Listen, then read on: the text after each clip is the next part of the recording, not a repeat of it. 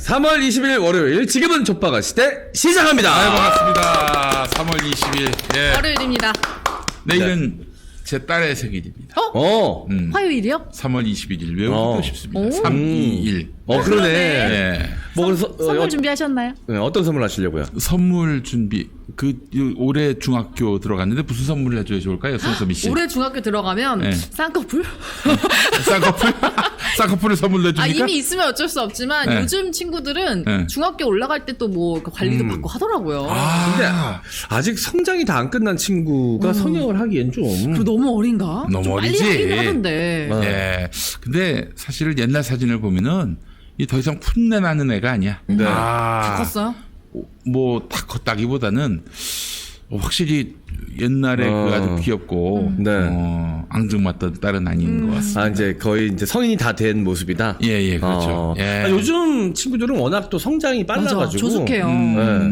그렇죠. 중학생이면 거의 성인이죠. 맞아. 이제. 네. 아빠가 오면 달려와서 안고 그랬던 시절이 그런 엊그저께 시절이 좀 같습니다. 그립구나. 네, 형님이. 슬쩍 그리워요. 어릴 때 몇 살까지 그렇게 합니까? 얘가 한 4학년 때까지 그랬던 것 같아요. 맞아. 네. 여학생들 같은 경우는 저도 그랬는데 초등학생 때까지는 아빠 볼에 뽀뽀를 하거든요. 그렇지. 중학생 때부터 이제 아빠 접근 금지가 시작됩니다. 내 그래요. 방에 들어오지 마. 예. 들어가지도 않지만. 예. 그래서 사실은 한 3, 4년 전만 해도 네. 이제 전 세계에서 유일하게 뽀뽀해줘 하면 뽀뽀해주는 유일한 여자. 예. 제 딸이었습니다. 예. 이제 그 유일했던 없어. 따님이 이제 전 세계에 아무도 없어. 아무도 없어요. 예. 안타깝네요. 예. 요즘은 초등학생 때부터 휴대폰이 다 있죠. 그렇지. 다 있죠. 네, 다 있죠. 예전엔 중학교 올라갈 때 고등학교 올라갈 때 휴대폰 선물하고 그랬는데 요즘은 그런 것도 그래요. 없네. 야, 휴대폰. 저 궁금한 게 네. 요즘 이제 어린 학생들 역사 교육은 어떻게 이루어지고 있는지 좀 궁금하거든요. 역사 교육이 이루어지고 있죠. 어. 어제 아들한테 물어봤죠. 그 2002년 월드컵을 아느냐? 네. 역사책에서 봤다. 2002년 월드컵이 역사책에 나와. 그렇긴 역사책에 하죠. 나오는 하긴 벌써 20년이 넘게 지났으니까. 20년 전이야 정말. 그럼 야, 그때였지. 나한테는 그냥 지금 현실 같은 느낌으로 아직까지도 생생하게 진짜? 남아 있는데. 그때 뭐 하셨어? 저는 그때 팔았다고 대학생이어가지고 이제 맥주 팔았죠. 광화문에서. 광화문에서. 네. 와, 대학생이셨다고 하니까 갑자기 거리가 확 느껴지네요. 전 초등학생이어서 교회에서 봤거든요. 교회에서. 초등학생들은 그렇지. 갈 데가 없으니까. 그 스크린 내려놓고 네. 봤지 옛날에. 예. 그때 진짜 전 국민이 다 광화문에 모인 것 같은 느낌이 들 정도로 그럼요. 어마어마했습니다. 그 규모가.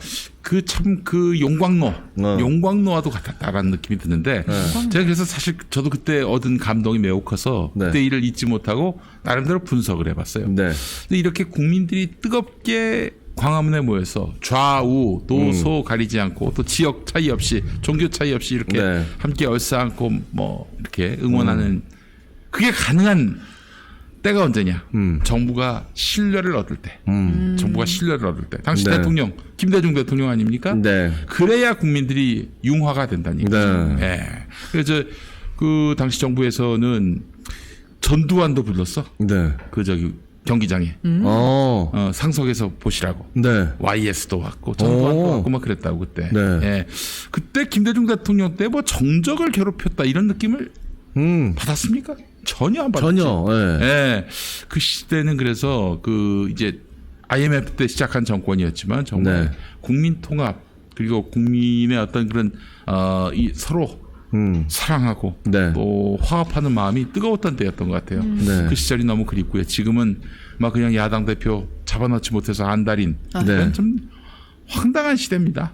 이런 시대에 예를 들면 무슨 거리 응원 이런 게 되겠어요? 네. 아니 뭐 문화적으로도 그렇고 사회적으로도 그렇고 그 김대중 노무현 정권 당시가 굉장히 여러모로 풍성했던 시기인 것 같아요. 자유로움, 시대적 자유로움, 사상의 자유로움, 그리고 문화적 자유로움 이런 것들이 굉장히 풍성해서 다방면에서 자유로움. 네. 네. 인터넷 우리나라 인터넷도 그때 인터넷 문화도 들어왔어요? 그때 급성장했거든요. 네. 막 천리안 이런 거 있을 땐가? 파란 색깔? 그 이전이지. 그 이전이에요? 그 카우치라고 하시나? 카우치? 예. 카우치까지 나왔지. 네, 카우치는 이제 그 자유를 너무 깊게 누리다 보니까 생방송, 음악 방송에서 이제 바지까지 내리는 자유를 누리셔가지고. 그게 방송으로 다 나갔어. 예, 전 국민이 다 봤지. 네, 그 친구 잠깐이긴 했지만. 근데 그거 사실 좀 서글픈 이야기인 게 그 음악 방송 PD님이 저기 언더에서 활동하는 이 뮤지션들, 밴드들? 인디 밴드들에 대한 애정이 높아가지고 일부러 그런 자리를 힘들게 만든 거였는데 그 카우치가 한 번 그렇게 바지 내리는 바람에 그 이후에 이제 인디 밴드들이 설 자리가 아예 지상파에서는 아예 없어졌습니다. 기억난다. 성기 노출한 밴드 네, 말하는 맞아요. 거죠? 아. 그래가지고 그때 또 그 분위기에 편승해서 이명박 서울시장이 그 홍대 그 그죠. 인디를 뭐 어. 단속하겠다 뭐 그랬었어요 그때. 네. 그래가지고- 직접 홍대로 갔잖아. 그래서. 그래가지고 막 논란이 일고 막 비난이 이니까 네.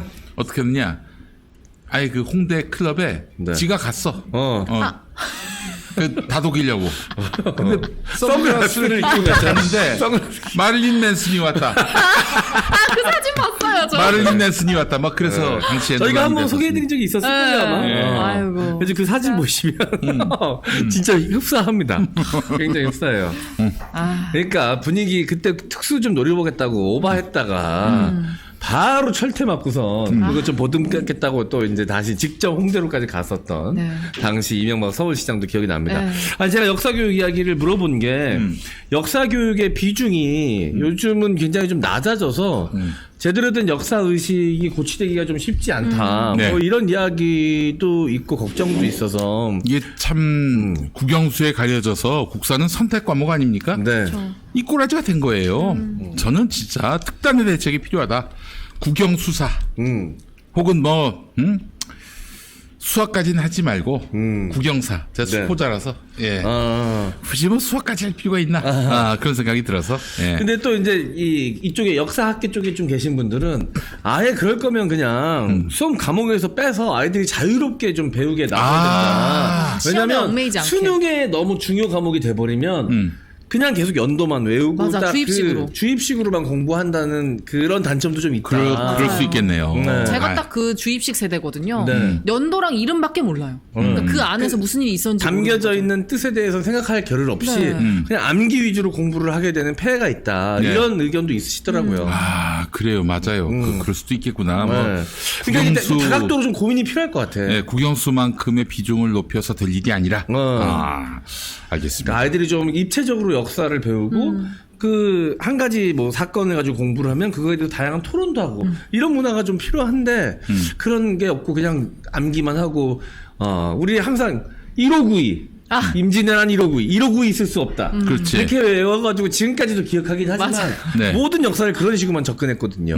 그래서 요즘 10대, 20대들이 이 한일 관계에 있어서 좀 이 기성세대하고는 너무 다른 생각을 좀 갖고 있어서 그렇지. 그게 좀 이제 사회적 갈등이 걱정돼요. 되기도 하잖아요. 네. 그런 얘기 하시는 분들이 있더라고요. 20대 특히 남성들 사이에서 일본에 대해서 좀 우호적인 생각을 갖는 게 굉장히 좀 트렌디하고 멋있어 보이는 좀 미쳤네. 사람이라는 이미지가 좀 생기는 일이다. 그러니까 저기 저 세종시에 있는 그 일장기단 목사도 아마 그 영향을 받았을 거야. 그렇네요. 왜 이렇게 다양성을 존중하지 않느냐 이런 식으로 나오고 있다고. 네. 아니 일본이 그 자기들의 그 전쟁 범죄뿐만 아니라 네. 이게 우리나라를 강제 점령하면서 네. 벌였던 그런 무수히 많은 범죄들, 네. 역사적 과오들 이런 것들에 대해서 인정도 하지 않고 사과도 하지 않는데 네. 일본을 뭐 다양한 존중해야 될 상대로 여길 때가 따로 있지. 지금은 아니잖아요. 그들의 반성과 사과가 전제돼야 우리가 더 아름답고 그리고 그 견실한 그 한일 관계를 만들 수 있는 네. 거 아니겠어요? 네. 이게 뭐야 이게 도대체? 응? 그래도 그나마 뭐 유튜브나 이런 곳들 덕분에 젊은 친구들 생각이 조금 정립이 되고 있는데 피식대학이라는 굉장히 네. 유머러스한 유튜브가 있거든요. 네. 거기서 이제 외국 친구들인데 한국인인 외국 친구들 뭐라고 하죠? 유학생. 유학생들이 나와가지고 얘기를 하는데 한국인인지 아닌지 감별하는 방법. 이래서 독도는 일본 땅이다라고 얘기를 해서 불같이 화를 내면 한국인이다.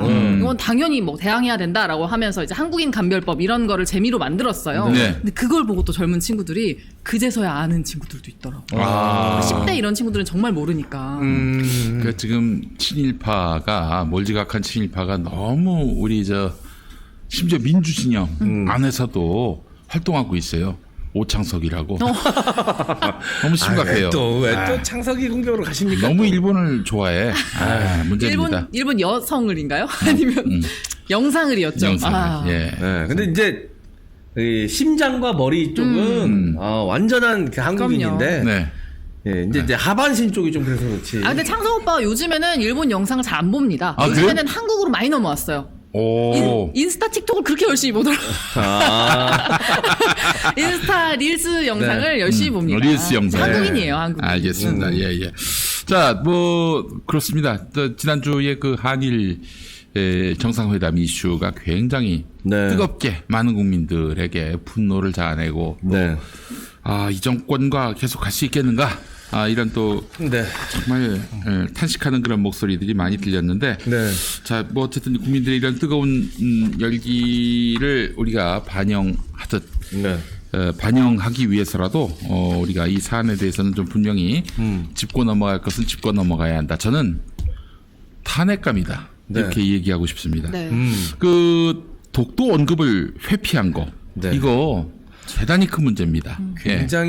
굉장히 국민들에게 치욕감을 주는 사건입니다. 그러니까 일본이 그 기시다 총리가 이 독도는 일본 땅이다라고 일본의 입장을 설명했다라고 했는데, 이게 이제 NHK를 통해서 보도가 네. 됐어요. 그 자리에 있었던 사람으로부터 나온 얘기인데, 이것과 관련해서 대통령실은 뭐 그런 얘기가 없었다라고 그러는데, 아니 그러면 그 사람들이 뭐 뻥을 쳤다는 얘기입니까? 네. 나중에 뭐 후속 보도로는 기시다 총리 입에서 나온 말은 아니었고 관방장관이 한 이야기다. 뭐 이렇게 보도가. 어쨌든 관방장관이든 어쨌든 뭐 일본 총리든 측에서 나왔죠. 네. 그 얘기가. 그러면 그 자리에서 대한민국 대통령이라면 어떻게 해야 됩니까? 바로 벌떡 일어나서 상을 일단 항의하고. 엎어야지. 상을 일단 엎어야 되고, 그거 잘하잖아. 그런 거 엎고, 반박하고 화내고. 욕도 하고 말이야. 그러면서 나와야지. 뭐 무슨 한일 정상회담이고 나발이고, 야 영토 주권 개소리를 지금 내 앞에서 하는 거야 하고 나와야지. 왜냐, 이거 대통령이 그래야 합니다. 영토 주권에 관해서는 양보할 수가 없는 거예요. 양보하는 순간 이건 탄핵 사유가 되는 네. 거예요. 네. 대통령의 역할이 그거 아닌가요? 우리나라 국민을 지키고 우리나라 영토를 지키고 나라를 지키는 게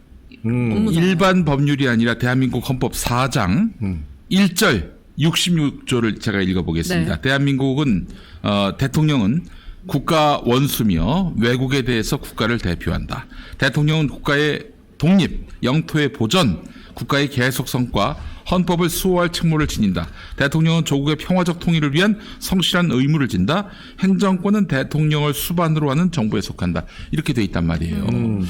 이 헌법을 보더라도 당연히 대통령은 영토 주권에 관한 양보가 없어야 되고, 이런 얘기를 접수했을 때, 들었을 때 그냥 지나갈 일이 아니라 그 자리에서 당신 지금 말 조심하라고, 그게 할 소리냐고. 네. 이거 판 깬다.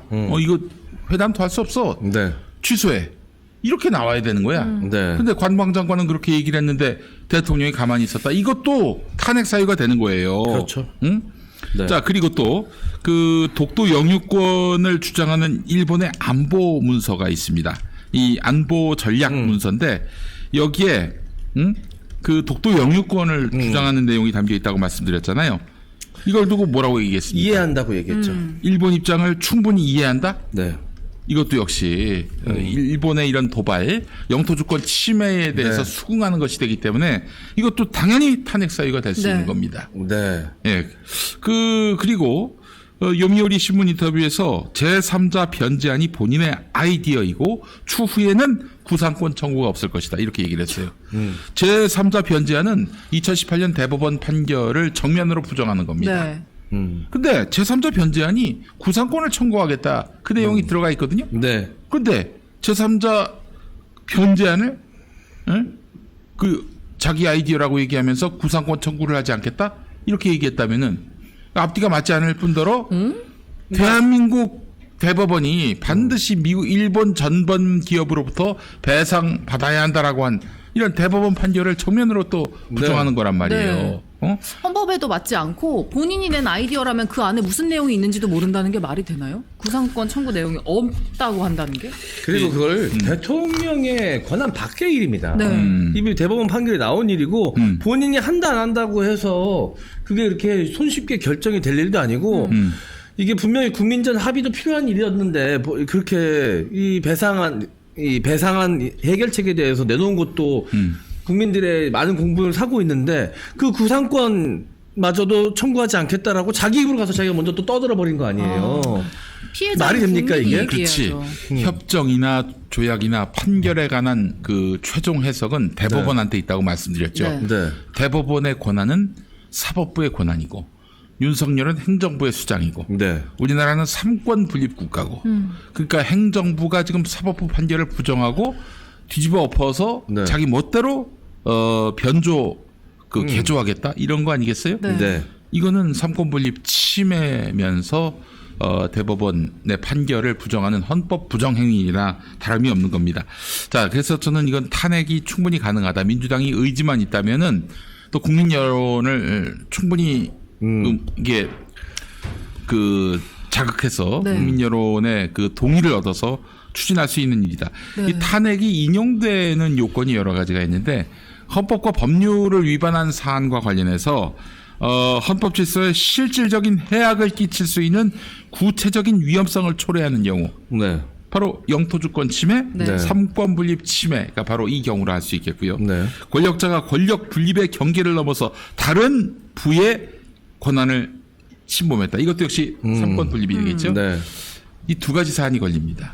그럼 당연히 윤석열이는 탄핵 당할 수가 있는 거예요. 헌법재판소로 가면. 근데 뭐 벌써부터 이런 얘기 나오잖아요. 야, 그거 탄핵 되겠냐? 야, 그거 저기 200석도 안 됐는데 되겠어? 뭐 그런 얘기도 나오고 또 헌법재판소 만약에 간다 하더라도 거기서 동의가 나오겠어? 그렇다고 안 하면 안 되지. 그럼요. 네. 만약에 진짜 탄핵 안 된다라고 해서 부표를 던졌다?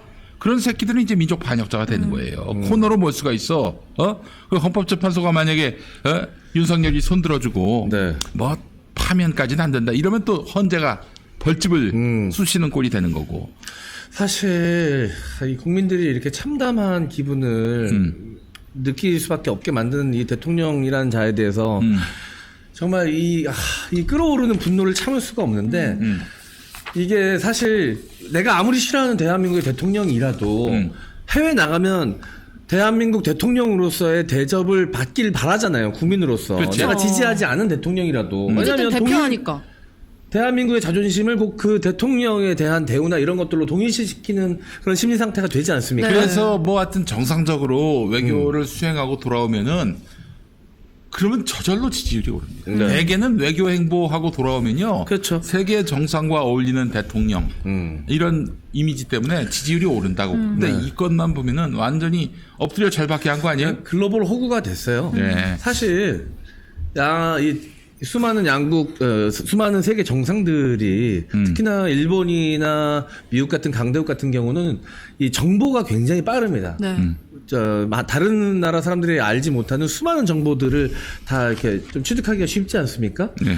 윤석열이라는 대통령, 윤석열이라는 사람에 대해서 누구보다도 정보를 많이 갖고 있을 거예요. 그럼. 그렇기 때문에 성향에 대해서도 다 면밀하게 분석이 되어 있을 그쵸. 거고. 이미 다 파악했겠죠. 글로벌 호구라고 말씀드리는 게 평소에 하지 못했던 일들, 자국의 이익을 위해서 반드시 하고 싶지만 눈치가 보여서 할 수 없었던 것들을 지금 미국도 그렇고 바이든도 그렇고 일본의 기시다도 그렇고 야 됐다 지금 호구가 대통령일 때 지금 다 일괄 처리해버리자. 지금 아니면 기회가 없어. 지금 이런 생각이 든 것 같아요. 이번에 솔직히 독도 이야기가 나오지 않을까라고 많은 사람들이 우려했습니다. 네네. 그래도 설마 이번에 그렇게 많은 선물 꾸러미를 들고 찾아갔는데 걷다 대고 독도 이야기까지 설마 할까 했는데 설마가 사실이 됐어요. 야 근데 꺼냈어요 독도 이야기를. 그렇지. 이거 얼마나 이 대한민국 대통령을 무시하고 호구로 생각했으면 독도 이야기를 면상에다 대고 꺼냅니까? 게다가 선물 꾸러기를 종합 선물 세트로 이만큼을 들고 왔어요. 그래도 무시. 지소미아, 예. WTO, 예. 그리고 제3자 변제, 예. 선물 꾸러미에 선물이 몇 개입니까? 예. 근데 엿다 대고 하나 더 큰 거 얘기하는 거야. 독도까지. 이 얼마나 치욕스러운 일입니까, 여러분? 이번에 또 윤석열 대통령이 일장기에다 대고 고개를 숙이고 인사를 했잖아요. 네. 사실 그 장면도 이전에 다른 나라 애국가가 울려 퍼질 때 가슴에 손을 올리고 그때부터 의심을 했어요. 근데 아니나 다를까 우려했던 것이 그대로 다 그건 약간 이루어졌습니다. 고장난 느낌, 로봇 같은 느낌이었어요. 너무 열받아. 그거 섣불리 가슴에 손 올리면 안 된다 그러니까 이게 입력이 잘 안 돼가지고 약간 삐걱거리는 느낌? 아니 그 옆에 태극기가 있었어요. 이게 네. 각도상 이제 일장기가 먼저 보여가지고 고각도에서 찍은 것도 참 하여튼 뭐 저는 뭐 한데, 그걸 가지고 뭐 억지로 저기 네. 친일했다 이렇게 보진 않고요. 그러니까 좀 지역적인 느낌이 있어서 그 얘기까지 하고 싶진 않은데. 근데 참 부끄럽습니다. 어디 네. 물가에 내놓은 애 같아요. 예. 아니 이제 어디 해외 순방만 간다 그러면은 가슴이 졸려가지고 무슨 또 사고를 칠까. 네. 이제 이 다음에 미국 가면 또 무슨 짓거리 할까 또. 네. 자, 어쨌든 참 윤석열은 그 정말 국민의 짐입니다. 국민의 짐이에요. 국민의 짐이 배출한 대통령답게 국민의 짐입니다. 네. 윤석열은 탄핵으로 가야 되고요. 민주당이 좀 의지를 모아가지고 이럴 때 한번 좀 똘똘 뭉치고 말이지. 네. 윤석열 탄핵으로 해가지고 설령 탄핵이 안 되더라도 이렇게 전열을 재정비하고 거대한 적 앞에서 똘똘 뭉치면요. 민주당이 이 지금 저기 수박들이 이렇게 뭐 기둥 뿌리를 이제 흔들고 막 그렇게 당대표를 네. 이제 뭐 무너뜨리려고 지금 그러고 있는 것도 이제 다 사라지게 됩니다. 외부에 적이 있는데 어떻게 그 내부에서 네. 분란이 있을 수 있겠어요. 그러니까 지금 기회니까 당 지도부도 뭐 그냥 화합, 뭐 단합 좋아요. 그런데 말이죠. 그렇게 해서는 안 됩니다. 네. 대통령 권력이 지금 당대표를 죽이려고 하는 마당이라면은 야당이 똘똘 뭉쳐야 돼요. 그러기 위해서는 지금 윤석열 탄핵으로 돌파구를 마련해야 된다. 저는 그렇게 생각을 하고요. 그렇다면은 지금 뭐 그냥 뭐 수박들 저렇게 달래고 그러지 말고 윤석열이 탄핵으로 해서 대동단결을 시도해야 된단 말입니다. 뭐 네. 설령 탄핵이 안 되더라도 이 과정에서 똘똘 뭉치게 된다면은 야당은 야당다운 야당성을 회복하는 그런 차원에서 상당히 이제 국면을 주도하게 되고 네. 아울러 이 상황에서 윤석열에게 네. 일침을 가할 수 있는 그런 구조를 만들 수 있을 것이다. 국민 여론이 여기에 또 동조할 것이다. 네. 그렇기 때문에 주저할 필요가 없다라는 말씀을 좀 드리고 싶습니다. 네. 예. 이 정상회담 한일 정상회담 관련된 이 보도들을 좀 찾아보니까 조선일보는 뭐 변함없이 윤석열 빨아주기로 일관하고 있고요. 조선일보는 논조가 조금 다양하더라고요. 가져다 준 거에 비해서 받은 게 별로 없다라는 식의 논조의 기사들이 오. 중앙일보에서는 꽤 나왔어요. 웬일이야?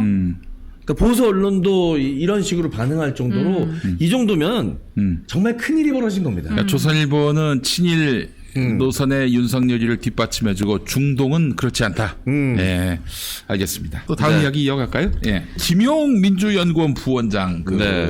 재판 얘기를 좀 해보겠습니다. 이제 네. 코미디가 돼가고 있어요. 저 광고를 한꺼번에 가. 아, 그 이야기는 잠시 후에 하도록 하고 뭘 또 해요? 광고가? 아, 광고를? 그래? 그리들팬까지. 그 그릴드 팬이랑 먹는 것까지 어. 쭈루룩 해야 된다고 하시는. 아, 그래? 요 얘기 좀 짧게 하나 해야 되는데? 아, 그럼 자. 아, 제가 5분만 합시다. 5분만. 예. 자, 이거 좀 편집해 주시고. 예. 이 코미디처럼 돼가고 있는데, 김용 부원장 재판 네. 정에 저 사람이 나왔어요. 유동규. 유동규. 천화동인 1호 지분이 이재명 성남시장실 지분이다. 네. 라는 이야기를 김만배로부터 들었다라고 네. 했죠. 그런 식의 전원 근데 이야기. 그 이전에는 이재명하고 상관이 없다라고 하더니 네. 어느 시점 이후서부터는 180도 입장이 바뀌었어요. 네. 봤더니 그 시기가 이제 2022년 10월 6일이었는데 4시간 반 동안 검찰과 면담 후에. 면담한 후, 그러니까 조사가 아니라 네. 검사와 면담을 4시간 반 했어요. 그 이후부터 입장이 바뀌었다는 거야. 자, 조사가 그렇다면은 아니라 면담을. 장시간 면담을 할 것 같으면은 네. 당연히 이게 다 그 기록이 돼야 하는데 무슨 네. 대화가 오고 갔는지 기록이 돼야 하는데 기록이 없어. 사라진 면담 보고서. 이것이 지금 쟁점이 됐습니다. 네. 이거 왜 면담 보고서를 작성하지 않고 그러느냐. 너 예전에 그 한명숙 전 총리 그 모해 위증 사건처럼 네. 이제 유동규한테 뭐 협박하고 겁박하고 그렇게 해가지고 회유하고 그래서 입장 바꾸게 만든 거 아니냐. 이런 의구심이 가능해지는 거 아니겠어요? 그렇죠. 이런 논란이 지금 제기가 됐어요. 아니 4시간 반 동안 뭐 떳떳한 이야기 뭐 바깥에 알려줘도 뭐 이상하지 않을 이야기를 했다면 굳이 삭제할 필요가 없었겠죠. 그렇죠. 어. 예. 게다가 그 면담 이후에 유동규의 증언이 180도 바뀌었으니까 네. 더욱더 의심스러운 정황이라고 하지 않을 수 없습니다. 네. 그리고 이재명 대표에게 불리한 자필 진술서를 썼는데 네. 그 자기가 본의로 뭐 누구의 압박이나 혹은 뭐 권유가 아니라 스스로 써야 그 진술서의 어떤 진실성이 담보되는 거 아니겠어요? 1시간 40분 정도 작성했는데 그 누구로부터 종이를 받아서 썼느냐? 검사실에서 제공했다. 이게 또 드러났어요. 종이까지도. 그렇지. 작성 장소 검찰청상. 네. 이러면은 뭐 이러면 뭐 또 말도 안 게 아닌가 하는 그런 생각이 들고요. 이게 또 드러났고 네. 또 하나 그때 그 유동규가 조사받을 때 동건이와 함께 조사를 받았다고 합니다. 아, 기억납니다. 뭐 일부러 스치게 했다 이런 얘기도 들었던 것 같고. 아니 그 완전히 그 신문 과정에서 대질 조사도 받았다는 건데 이게 변호인이 까니까 네. 그 강백신 검사가 직접 마이크를 잡고 네. 하면서 굉장히 당혹스러워하는, 네. 당황스러워하는 그런 표정을 지었다는 거예요. 이게 네. 무슨 얘기냐? 가족을 이용해서 인질극을 벌였다는 의혹이 가능한 거예요. 네. 당시 유동규가 구속된 상황에서 자기 가족이 같은 검사실에서 조사를 받았고 이건 내 말을 안 들으면 가족까지 감옥 보내겠다는 검찰의 회유와 협박에 해당되는 부분이란 거예요. 이 부분을 변호사가 지적하니까 강백신이가 직접 나서서 마이크를 잡고 뭐 이런저런 해명을 얘기했는데 굉장히 당황스러워하는 표정을 지었다는 거예요. 예. 자, 이런 것과 함께 네. 2014년 이제 성남시장 선거 당시에 그때는 이제 미디어워치가 네. 저쪽 편이었지. 그때 여론조사가 하나 실렸는데 여론조사가 이재명과 한나라당 후보가 신영수? 한나라당이 아니죠. 그 당시 새누리당이었죠. 박빙의 상황이었다. 이런 여론조사가 네. 나왔어요. 미디어워치에. 그거를 검찰이 증거로 내세웠어. 그러니까 굉장히 박빙의 상황에서 그 결국 김만배와 남욱이 선거운동에 결정적인 역할을 해가지고 이재명이 당선된 거 아니냐. 네. 그러니까 김만배하고 남욱이 박빙의 상황에서 이재명을 도왔기 때문에 이재명은 김만배 남욱의 덕을 받고 둘이 그렇게 해서 이게 김만배 남욱과 이재명이 네. 유착된 관계가 됐다. 네. 이렇게 주장을 했는데 이게 검찰의 논리였죠. 검찰의 논리가 이랬습니다. 그런데 이때 그 변호인 쪽에서 당시에 다른 언론사 경인일보, 경기일보, 기호일보에서 실시한 여론조사 결과를 내세웠는데 네. 이건 도저히 좁힐 수 없을 정도로 압도적으로 앞서가는 이재명 후보의 지지율이 나왔단 말이죠. 그러니까 지금 그 자기들한테 유리한 여론조사만 딱 내세우면서 네. 지금은 이재명이가 도움을 받을 수밖에 없는 상황이었다라고 이게 막 그때 이재명 후보가 굉장히 절박했다라는 상황을 만들어서 자기네 논리를 좀 만들려고 했는데 그때 실시됐었던 다른 여론조사를 보니까 상황이 전혀 달랐던 거죠. 그렇지, 그렇지. 네. 그런데 이거는 뭐가 문제냐면요. 검찰이 객관의 의무라는 게 있어요. 네. 비록 그 검찰이 이 사람을 기소하면서 처벌해 달라라고 하지만은 네. 그러나 검찰 주장에 뭔가 좀 불리할 수 있는 주장도 다 제시를 해야 돼. 그게 객관의 의무예요. 객관의 의무를 저버리면은 그 재판부가 검사를 막 야단칠 수도 있는 거야. 당연히 결과는 불리하게 나올 수도 있는 거고. 그런데 이렇게 일부러 그 자기들한테 불리한 여론조사는 경기도의 유력 신문들의 여론조사를 다 덮어버린 거지. 네. 이 검찰이 이게 어떻게든 이재명을 그리고 김용을 유죄로 만들기 위해서 길을 쓰고 있다는 흔적이 또 드러났고요. 네. 그리고 또 결정적으로 당시에 그 유동규가 네. 1억을 전달하는 거죠. 2억이었죠, 2억. 2억. 지가 주장하는 건 이제 2억인데. 예. 근데 요거를 시연을 재판장에서 했는데. 예. 일단 그 앞에 해야 될 얘기가 좀 있지 않습니까? 그렇죠. 장소를 네. 검찰이랑 말 맞춘 장소가 있었어요. 네. 경기도청의 북측도로라고 얘기를 했어가지고. 예. 변호인 측에서 그 도로 사진을 준비해서 재판장에 들고 나왔어. 네. 그때 갑자기. 이성규가 저기가 아닌 것 같은데. 검찰이 증거라고 내세웠는데. 저기 아닌 것 같은데. 저기 아닌 것 같은데 제가 제 기억을 더듬어가지고 진짜 현장에 가서 다시 사진을 찍어오겠습니다. 이러면서 말을 또 바꿨어. 예. 그러면서 이제 시연하면서 검찰 측에서 이제 이 뇌물 전달되는 정황을 시연을 하겠다라고 하는데 돈을 준비할 수가 없으니까 1억 원의 무게가 2kg이래요. 네네네. 이게 생수병 하나 무게랑 똑같대요. 네. 그래가지고 이제 그거를 생수병을 2개 준비해서 2억이잖아. 그거를 이제 옷 안에다가 숨겨가지고 전달하려고 이제 시연하려고 들고 나왔는데 네. 옷이가 벽에 생수병을 양복 앞주머니 양복 앞주머니 이런 누가 봐도 수상한 사람처럼 하고 나오는 거야. 그래서 변호인단이 그러니까 웃음이 터졌어요 그 자리에서. 변호인단이랑 그 실수. 앞에 이제 재판장에 있던 사람들이 웃음이 터지니까 재판장이 저기 너무 티나는데 지금 외투라도 입혀야 되는 거 아닙니까? 그래가지고 뒤늦게 외투를 또 입혔다고. 네.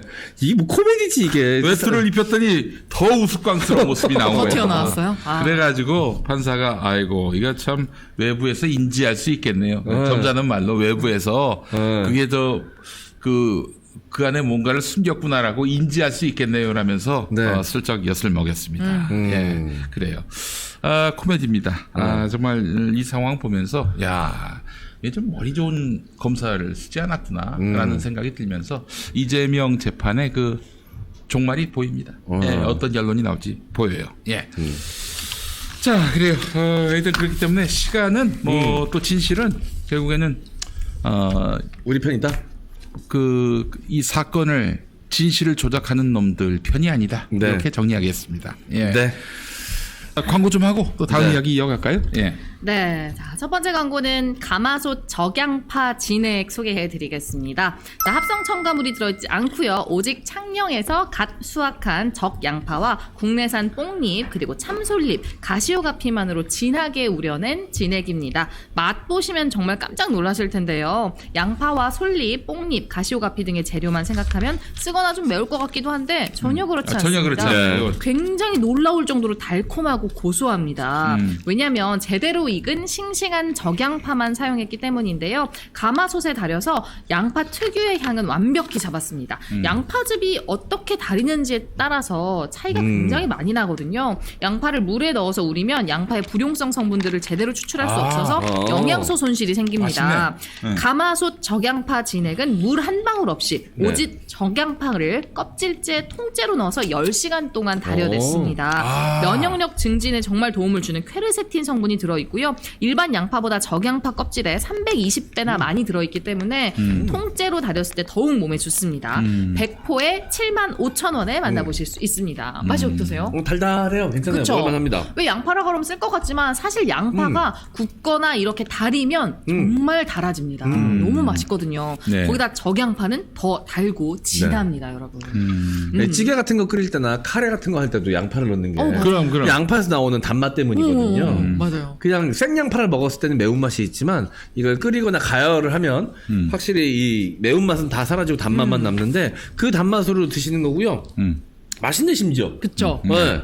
양파 게다가 진짜 맛있어요. 이게 양파에서 나온 단맛이기 때문에 뭐 설탕이나 이런 걸 넣어서 만든 단맛이 아니기 때문에 합성 첨가물이 없죠. 합성 첨가물이 없기 때문에 그런 것도 걱정 안 하셔도 되고요. 오롯이 건강을 위해서 만든 적양파 진액입니다. 네, 알겠습니다. 면역력 걱정하시는 분들은 한번 만나보시면 좋을 것 같습니다. 네. 100포에 75,000원에 만나보실 수 있습니다. 네, 서민 씨는 이해하실지 모르겠는데 저도 서민 씨 나이 때는 생각 못했는데 한 30대 후반 이렇게 40대 되니까 몸에 좋은 것만 먹어도 기분이 좋아요. 그럼. 기분이 좋아. 내 몸을 챙긴 기분이 드는 나 거예요? 옛날에 건강식품 선물 받으면 던져놓고 안 먹었거든. 뭐 이딴 걸 뭐 내가 늙은이도 아니고 말이야. 지금은 건강식품 받으면 막 그래요? 기분이 세계도 받은 것만으로도 이미 나는 건강해졌어. 아, 진짜요? 네. 오. 책은 사는 것만으로도 읽은 것 같거든. 이 2010년도 얘기고 2020년도 얘기고 1980년에는 어땠는지 아세요? 어땠죠? 1980년대. 네. 그 장고웅 씨란 분이 있어요. 예. 연예 기획도 하셨고 옛날에 연예인으로 또 활동하셨던 네. 분인데 이분은 그 주변에서 네. 누가 약을 먹으면 야 나도 하나 줘봐라. 같이 먹는 거. 같이 먹는 거예요? 무슨 약이든 계속 먹는 거야. 아니 약에 무슨 약인지도 모르고. 무슨 약인지도 모르고 다 몸에 좋은 줄 알고 다 먹는 거야 약을. 네. 그래가지고 한번 누가 장난으로 설사약을 줬대. 그것도 비행기 안에서. 야, 비행기 아니면 미국 가는 비행기 안에서 그 비행기 떴을 때 네. 설사약을 줬대. 어떡해. 화장실 그냥 화장실 가기 되게 불편한데. 왠지 소리도 막 밖에 날 것 같고 그런데 거기. 게다가 또 가운데 있었대. 가운데. 그래서 왔다 갔다 해야 돼. 이코노미 가운데. 네. 그러니까 죄송합니다 하면서. 그러면 그냥 의자 앉아 있지 말고 밖에서 하셔야지. 그러니까. 입석으로 가야지. 그치. 미국 입석으로 써있어요. 가야지. 자극 안 되게. 오늘 이거 진짜 다네요. 예, 맛있어요. 네. 예, 여러분 많은 사랑 바라겠습니다. 네. 이번 광고는요. 해킨스 그리들 팬 소개해 드리겠습니다. 캠핑 좋아하시는 분들 오. 또 집에서 고기 자주 구워 드시는 분들 그리들 팬 알아보시면 만나보시는 분들 분명 이거, 있으실 이거. 거예요. 와. 이거 네. 지금 영상으로 보니까 나 저거 알아 하시는 분들이 있으시죠? 예. 해킨스 그리들펜 34cm 국내 기업이 100% 직접 제작한 직화뿐 아니라 인덕션 겸용입니다. 오, 인덕션에서도 할 수 있어요. 네, 오. 이 늘어붙지 않은 논스틱 이노블 코팅이고요. 전용 가방까지 함께 드립니다. 전용 가방 요거. 이 그리들펜 가격이요. 24,900원의 압도적인 가격으로 한정 수량만 준비를 했습니다. 여기다가 라면을 끓여 먹을 수도 있어요. 너무 맞아요. 맛있겠다. 라면을 끓여 먹을 수 기가 있어요. 막히게 맛있죠. 네, 고기도 구워 먹을 수 있지만은 라면도 끓여 먹을 수 있고 웬만한 또 전골도 또 가능한. 네. 맞습니다. 이 그리들펜 자체가 평평한 불판이나 프라이팬이랑 조금 달라요. 가운데로 완만하게 깊이가 있다 보니까 말씀하신 것처럼 뭐 전골, 찌개, 뭐 튀김 요리도 가능하고요. 고기 구울 때 기름이 자연스럽게 가운데로 가운데로 보이죠. 모여요. 아이고, 그렇지. 그럼 거기다 김치 볶아도 되죠. 볶음밥 해 먹어도 되죠. 남녀노소 누구나 좋아할 만한 그리들펜입니다. 중요한 건 인덕션에서 가능하다는 게 정말 최고잖아요. 그러네요. 예. 캠핑장에서는 숯불에 사용하고 집에서는 인덕션으로 사용하고 실내외 어디서나 사용 가능한 34cm의 인덕션 겸용 그리들펜. 보통 가격은 5만 원에서 6만 원대로 형성이 되어 있는데 김용민닷컴에서만 시중가의 거의 반값 24,900원에 만나보실 수 있습니다. 아, 좋습니다. 네. 예. 제가 또 이제 캠퍼 아니겠습니까? 캠퍼? 네. 캠핑을 좋아하지 않습니까? 네. 저 그리들펜을 원래 쓰던 게 하나 있었어요. 네. 그래서 잘 쓰고 있었는데 지난번에 한번 여기서 광고했었잖아요. 그때 구입해가지고 이것도 쓰고 있는데 이걸 훨씬 더 많이 쓰고 있어요. 편안한 게 보통 이제 그리들펜이 밑에 그냥 이렇게 약간 곡선으로 처리가 되어 있는데 밑에 보시면 이거는 좀 평평하게 또 처리가 되어 있습니다. 그래가지고 그 인덕션에서도 쓰고 그냥 뭐 그릴 위에도 올리고 그 불 위에도 그냥 바로 올려서 직화로도 완전 사용도 편하다. 가능하고 그리고 무게가 상당히 가벼워가지고요. 무게도 가벼워요? 네. 네. 저거 무거울 거라고 오해하시는 분들이 있는데 해킨스 그리들펜은 다릅니다, 여러분. 네. 가볍고 사용도가 좋고요. 인덕션에서도 사용하고 식기세척기도 가능하다는 점. 그러네. 자, 바베큐 식기세척기도 가능하겠네. 네네. 네. 바베큐, 구이, 튀김, 볶음 요리까지 전부 가능하고요. 캠퍼도 좋아하는 네. 그리들펜입니다. 또 집에서 저 강도 들어오면은 그냥 바로. 가벼우니까 여성분들도 충분히 들 수 있죠. 그럼 네. 당연하지. 해킨스 그리고 이제 그리들펜. 던지고 이제 개 물어오라고 이렇게 구명 같은 걸로도 쓰시고. 공만 던지기까지. 그래서 이제 아이들 같은 경우는 이제 캡틴 아메리카 놀이가 가능합니다. 저거를 이렇게 들고. 예, 그렇지. 다양한 용도가 돋보이는 해킨스 그리들펜 만나보시고요. 예. 자, 그리고 이거 혹시 그리들펜으로 만드신 건지 모르겠습니다만 아주 맛있는 냄새가 납니다. 닭갈비. 네. 닭갈비가 들어왔어요. 아유, 네. 세상에. 퀵킷 매콤 한입 춘천식 닭갈비입니다. 퀵킷은 정말 간편식의 기준을 높이는 제품이죠. 예. 간편하고 제대로 와. 퀵하게 이탈 수 있는 간편식 브랜드. 이 닭봉이라고도 하는 닭 날개살. 네. 닭다리만큼이나 육질이 지방이 적고요. 육즙이 풍부하거든요. 네. 부드럽고 도톰한 오. 닭 안심도 함께 사용해서 굉장히 푸짐하게 준비했습니다. 뼈가 없어요, 여러분. 순살로만 되어 있어서 이름 그대로 한 입에 톡톡 털어 넣을 수 있는 매콤 한 입. 생양파를 사용해서 맛깔나는 태양초 고추장 양념으로 잡내 없이 깔끔하게 만들었습니다. 김용민닷컴에서는 한 팩만 사셔도 무료 배송이고요. 두 팩 하시면 20% 할인이 들어갑니다. 350g 한 팩에 1,600원, 350g 두 팩에 16,900원에 만나보실 수 있습니다. 맛이 어떠신가요? 제가 춘천 출신이라는 건 누차 말씀드렸습니다. 예. 춘천 닭갈비가 좋아서 춘천 가가지고 닭갈비 먹는 사람. 딱 그 맛이에요. 고향의 그 맛. 네. 아마 그는 같은 춘천 출신인 네. 홍남기, 아, 춘천 출신이군요. 김진태, 그리고 한동훈 또 아마 공감할 겁니다. 네. 또 근데 춘천 출신이야. 너무 네. 맛있다. 전 춘천에서 닭갈비 한 번도 안 먹어봤어요. 아이고, 궁금해. 근데 이게 더 맛있는 것 같아요. 한번 같이 가실까요? 춘천 갈까요? 뭐야, 갑자기. 안 돼. 난 유부남이야. 춘천 가서 먹고 싶은데 못 드시는 분들은 퀵kit한입 춘천 닭갈비 만나보시기 바랍니다. 네. 아니, 춘천 가서 어디서 닭갈비를 먹느냐? 다 거의 비슷한데. 네. 춘천에 그 시민 닭갈비라고 있어요. 네. 거기도 한번 가보시면 어떨까 싶네요. 네. 시민 닭갈비. 그리고 닭갈비 먹었다. 그러면 저기로 한번 가보셔야지. 어디요? 거기가 대룡산 쪽인데 춘천이 스카이 뷰가 춘천 시내가 뷰가 되는 대룡산 쪽에 그 있어요. 네. 휴게소. 닭갈비. 앞에. 예. 아, 느라째. 아, 느라째. 예. 거기를 한번 가보시기 바라겠습니다. 만약에 거기 못 가시는 분들은 퀴퀴 매콤 한입 춘천식 닭갈비로 집에서 춘천식 닭갈비를 즐기실 수 있습니다. 그렇지. 춘천까지 가기 어려운 분들은 그런데 춘천 가실 분들은 거기서 한번 드셔보시고 그러나 춘천 가실 필요가 없어. 이걸로 그냥 처리하시면 됩니다.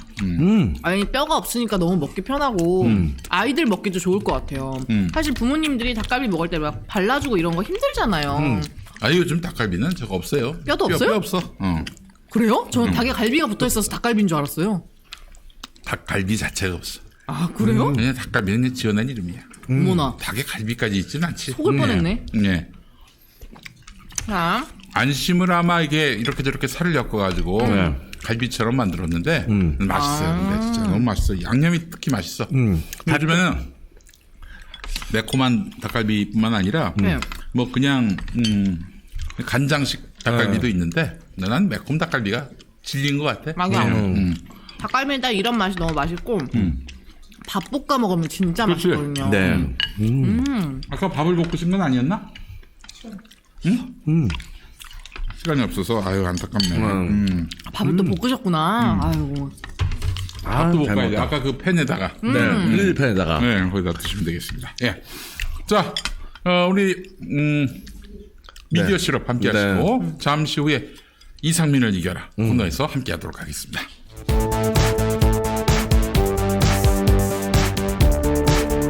앞서 NHK는 기시다 총리가 회담에서 독도를 둘러싼 문제에 대해서도 일본의 입장을 전달했다고 보도했습니다.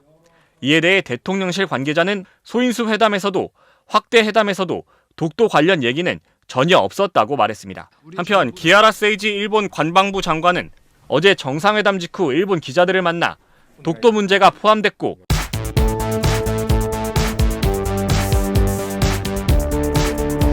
근데 말씀하신 뭐 독도라든지 또는 위안부 문제는 의제로서 논의된 바 없습니다. 의제로 논의된 바가 없다는 것은 그러면 기시다 총리가 그 부분에 대해서 말은 꺼냈다라고 받아들여도 되겠습니까? 정상회담의 내용을 제가 구체적으로 말씀드리는 것은 적절하지 않을 것 같습니다.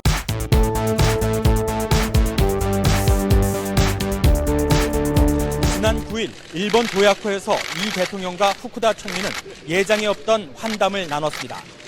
당시 후쿠다 총리가 독도 문제를 기술하지 않을 수 없다고 말하자 이 대통령은 지금은 곤란하다, 기다려 달라고 말했다고 일본 요미우리 신문이 보도했습니다. 청와대는 사실에 근거하지 않은 터무니없는 보도라며 강력 반발했습니다.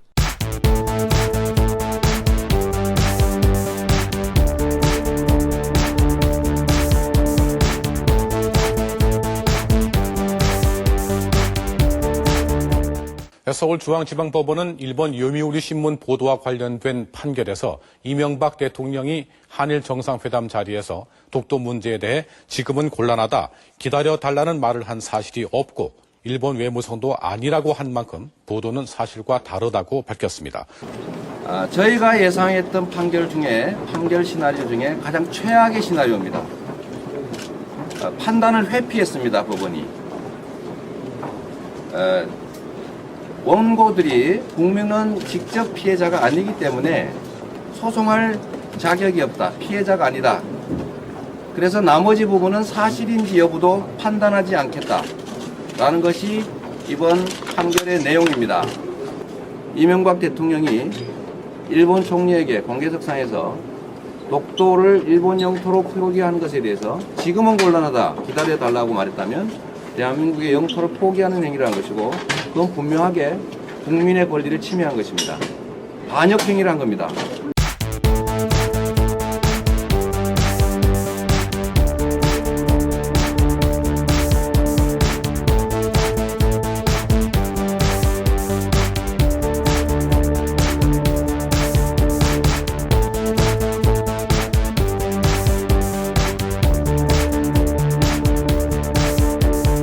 이명박 전 대통령이 정부의 강제동원 해법에 대해 호평한 것으로 알려져 관심을 끌었습니다. 과감한 제안을 아주 잘 하신 것이다. 이렇게 아주 호평을 하셨고요. 여러분 이거 다 거짓말한 걸 아시죠? 허풍입니다, 허풍. 네, 미디어 실업 보고 오셨습니다. 자, 오늘은 여러분들이 많이 기다리는 시간입니다. 코너가 준비되어 있죠. 월요일 코너. 이상민을 이겨라. 아이고. 두 분 모였습니다. 안녕하세요. 네. 부재 이경이 이긴다. 예, 이경이 이긴다. 예. 스포 아닙니까? 네. 이경이 이길까? 그렇게 가도록 하겠습니다. 아니, 지난 방송 나가고 난 다음에 많은 분들이 응원 많이 해주셨어요. 응원 많이 해주셨어요, 댓글로. 네. 좀 힘이 나셨어요, 그래서? 약간 2주 연속 울었는데 1주 동안 힘들어서 울었고 지난 일주일은 감동받았어요. 아이고. 울지 마요. 그래도 감동의 눈물이 났죠. 맨날 울어요. 네. 진짜 큰일. 아니, 이렇게 감정이 네. 되게 마음이 은근히 여리신 것 같아요. 저는 글쎄 모르겠어요. 아니 그러니까 싸울 때는 그러니까 싸울 때는 눈물이 뭐- 없어지는데 그러니까 우리가 같이 감동받으면. 가야 되는 거잖아요. 네. 같이 열심히 지난 대선 때 너무 힘들게 우리가 고생을 했었고 네.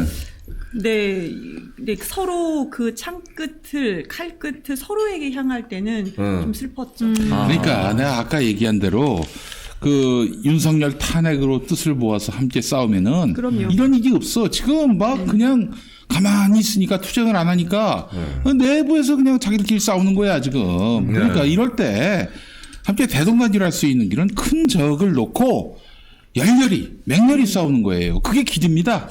그럼요. 그래서 자꾸 이렇게 한눈 팔지 않게 해야 되는데 당 지도부가 좀 이 상황을 저쪽이 공격해오는 대로 그냥 방어하기 급급하지 말고 큰 싸움을 벌여야 된다는 거예요. 큰 싸움을. 내가 큰 싸움을 해본 사람으로서 또 망한 사람으로서 패망을 한 사람으로서 그 예전에 총선 출마할 때 슬로건이 큰 싸움 큰 웃음 아니었습니까? 그렇죠. 뭐 그때 그 총선은 내가 이제 와서 얘기하는 건데 나하고 무관한 총선이었습니다. 나는 몸과 정신을 빌려줬을 뿐이지. 난 그래서 페인을 난 거기에 있다고 봐요. 페인이 거기 있다고 봐. 내가 나 주도적으로 내 전선을 걸고 선거를 해야 되는데 난 그냥 그때 그냥 불려나간 사람이야. 그냥 한마디로 얘기해서 몸만 빌려준 사람이야. 주도권을 가져오지 못하셨다. 캠프 그렇지. 내에서. 그렇지. 그래가지고 그때 그냥 갑자기 뭐 난데없이 단식을 하고 왜 그랬나 모르겠어. 수염도 기르시고. 수염도 기르고 말이죠. 제가 또 출마를 하는 일이 있다 그러면 그렇게 안 합니다. 정말 내 전생을 걸고 싸워야 된다. 지금 민주당도 그래야 될 것 같습니다. 큰 싸움을 하셨어야 되는데 약간 낀 싸움이 있었어요. 어설프게 꼈어 중간에. 그렇지 뭐 하여튼 당시에는 뭐 메시지 관리까지 다 받았으니까 그게 아니라 내 선거를 하면 내가 내 마음에 있는 얘기를 해야 되는 건데. 그지. 그래서 우리 이경 대변인도 그런 마음으로 좀 싸우셔야 된다. 이상민하고. 이상민이가 육선하겠다고 하는 거야. 한마디 해주세요. 그러니까 육선을 하겠다라고 하는데 메시지가 하나였어요. 국회의장 도전하겠다. 말도 안 되죠, 솔직히. 5선까지 하셨던 분이 그럼 내가 6선까지 도전하겠다라는 메시지가 겨우 의장이다. 저 같은 사람은 그럼 이게 어떤 메시지냐면 저 국회의원 하고자 지금 이번에 출마하겠습니다. 그거랑 마찬가지예요. 그렇지. 얼마나 형편이 없습니까? 그 지역구에서는 아마도 그 육선하겠다, 국회의장 하겠다 그러면 그럼 우리 지역구에서 국회의장이 나온단 말이야? 요즘 누가 그런 슬로건에 감동을 먹습니까? 그런데 이미 대전에 현재 박병석 의장님이 대전입니다. 대전 서구 갑의 의장이세요. 그렇다고 해서 지금 대전이 그러면 의장이 있기 때문에 도시. 뭐가 다르냐? 없습니다. 그런데 지금 현재 본인이 의장을 하겠다라고 얘기를 하는 건데 그건 본인의 욕심이죠. 그렇게 해서는 안 된다라는 말씀 드리고요. 근데 또 언론에서도 뭐 개파색이었다 이런 식으로 좀 좋게 포장을 해주는데 솔직히 개파색이 옅은 게 아니고 개파가 없지요. 지난번에 의장 출마하셨어요. 아 그랬어요? 네, 2표 받았습니다. 무게파 맞네요, 무게파. 그럼 하나는 본인 표고요. 한 분은 제가 누군지 알아요. 그분이 사진까지 찍어서 보여줬거든요. 네, 저는 알아요. 근데 말은 못하고요. 근데 주변에서는 이상민 의원을 향해서 다 내가 했어, 내가 해줬어 그랬는데 결국에는 한 분이 사진을 찍어서 증거로 남겨놨죠. 나머지 다 뻥을 친 거야. 그렇지. 근데 지금 말도 안 된다. 그리고 이재명 대표를 향해서도 계속 무슨 뭐 팬덤에 휘둘리는 정치하면 안 된다라고 네. 얘기를 했었잖아요. 그러니까 그것은 개인의 정치적 이득을 얻으려고 하는 것이다. 네. 이런 글을 썼는데 그 글의 밑에 있는 이제 게시판에 이제 그 글 댓글에 뭐가 달렸냐면은 야, 표는 우리한테 받고 정치는 네 맘대로 하겠다는 거냐? 이런 댓글이 있었습니다. 그게 맞는 말이죠. 자, 이 순간에 이재명 대표의 의견을 안 들어볼 수 제가 없습니다. 오늘 제 고민은 안 들어주십니까? 뭐야. 고민이 있어요. 네. 야, 인간 이상민의 고민. 제가 밖을 못 돌아다녀요, 사실. 왜? 최근에 보도에 의하면 윤석열을 닮았다는 이유로 정말요? 지인을 야구방망이로 폭행한 사건이 발생을 했어요. 네, 근데 제가 항상 안녕하십니까 윤석열입니다. 아니 너무하신 거 아닙니까? 이러고 하다 보니까 사람들이 저보고 윤석열 닮았다는 거예요. 얼굴 근육을 비슷하게 쓰니까. 네, 맞을까봐 지금 동네를 못 돌아다녀요. 네. 어떡해. 진짜 닮은 사람 따로 있거든요. 누구예요? 네? 저는 안 웃으면 돼요. 그래요? 저는 이렇게 하고 있다가. 저 오늘 바이든 만났을 때. 바이든 만났을 때. 시야가 똑같네요. 그쵸. 이거 한번 해주세요, 이거. 이렇게. 아 싫어. 머리 숱도 약간 죄송합니다. 여러분 닮았지만 동일 네네, 인물은 그렇습니다. 아니니까 때리고 나세요. 자, 여러분 오해하시면 안 됩니다. 방방에 내려놓으시고요. 네. 집행유예 받았답니다. 네. 그래요? 그러니까 얼마나 스트레스가 많으면 닮았다는 이유로. 아니 어떤 상황에서도 폭력은 행사하면 안 됩니다. 그만 맞아. 주시고요, 우리 이견 부대변인님. 자, 어떤 상황에서도 폭력은 행사하면 안 되지만 얼마나 짜증이 쌓였으면 닮았다는 이유로 그런 짓을 했을까 맞아. 싶네요. 옛날에 어떤 분이 말이죠. 네. 여성분이었는데 어떤 남자가 들어왔을 때 정우성 닮았다 했는데 그 남자가 달려와서 막 때리더래. 알고 봤더니 그 남자가 그 정우성 닮았다라는 이야기를 전유성 닮았다. 잘못 들어가지고. 네. 잘못 들어가지고. 두 분 잘 웃어주시네요. 200번 들었거든요. 어쩐지 김 PD님 얘기하시는데 이경 대변인만 보고 얘기해. 나머지는 다 아니까. 너희들은 기대하지 않다. 네, 기대하지 않아요. 선생님을 올 때마다 하면 어떡하겠다는 거지. 그래도 터졌네. 이제 이 이야기 나오면 얼굴이 약간 흑빛이 되기 시작하는 시간이 분명히 올 겁니다. 그래요. 네. 시간이 한 20초 흘렀구나 생각하고 있어요. 이제 기록을 하고 있어. 이 얘기를 여기서 써먹었다. 해가지고 기록해서 다시는 안 써먹을 겁니다. 예. 근데 이제 이상민 의원이 얘기를 조금만 더 하면은 요즘에도 계속 그래요. 사법 리스크가 너무 한둘이 아니다. 의혹의 검은 그림자니 뭐 이런 소리를 하는데요. 솔직히 당대표 내려놓고 이번에도 지도부와 당대표 전부 다 내려놓으라고 했어요. 그러니까 당대표만 내려놓으라는 것이 아니고 지도부 포함해서 전부 다 모든 당직을 다 내려놓아라 했는데요. 이건 불가능합니다, 솔직히. 그리고 우리 그 당원 당성에는 최고위원과 그 당대표의 임기가 분리되어 있어요. 그러니까 만약에 8개월 미만으로 뭔가 이제 당대표직이 공백이 있다라고 할 경우에는 우리가 우선은 원내대표라든지 최고위원 그 득표율에 따라서 그것을 대리로 이제 임기를 채울 수 있다라는 것도 당원 당규에 지금 나와 있습니다. 아니면은 중앙위원회가 이제 추천한다라는 것이 있고 임기가 아예 분리되어 있기 때문에 이것을 아마 알 겁니다. 그렇기 때문에 모든 그러니까 지도부를 전부 다 내려놓아라 하는 건데요. 명분이 없습니다. 이게 사실 명분 우리 전혀 없어요. 이상민 따위가 뭐 2표밖에 못 받는 이상민 따위가 마시기 바랍니다. 죄송합니다. 걸걸한 이상민 따위가 지금 계속 당 지도부를 흔들고 있는데 이 꼬라지를 보는 지도부는 어떨지 모르겠어요. 뭐 그런 의견도 있을 수 있지. 뭐 이렇게 받아들이실지는 모르겠지만은 77.77%로 밀어준 당원들은 미칩니다. 그렇다고 그래서 그 사람들 막 성토를 하면은 또 성토하지 말라고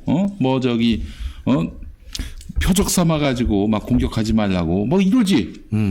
어떻게 하라는 거야 도대체. 그러니까 이거를 민심을 전혀 읽지 못하는 거예요. 우리가 언론에서 만약에 지금이 1년 전에 대선이라면 누구를 뽑을 것이냐.